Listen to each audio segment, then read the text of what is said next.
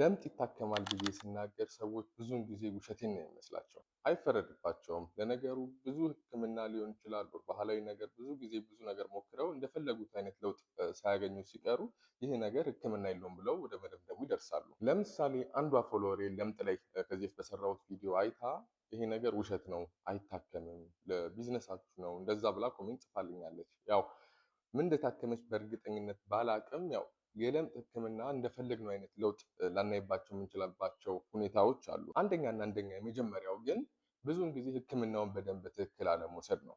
ይህ ማለት የለምጥ ህክምና ትዕግስት ይፈልጋል። ትንሽዬ ከ3 እስከ 6 ወር ሚኒመም ያስፈልገዋል ጥሩ ለውጥ ለማየት ማለት። ስለዚህ ይህን ጊዜ በደንብ የሚሰጡንን መድኃኒቶች ተከታትለን የማንወስድ ከሆነ የምንጠብቀውን አይነት ለውጥ አናገኝም። ብዙ ሰውም ሳያቸው አንድ መድኃኒት ይጀምራሉ ዛሬ፣ ከዛ በኋላ ከ15 ቀን ሌላ ሰው ጋር ሄዱና ሌላ መድኃኒት ይጀምራሉ። ስለዚህ መድኃኒቱን ጊዜ ካልሰጠነው የሚሰራበት መጠኑና ኢፌክቱም ቆዳችን ላይ የምናየው ለውጥም በዚያው ልክ ያነሰ ነው የሚሆነው።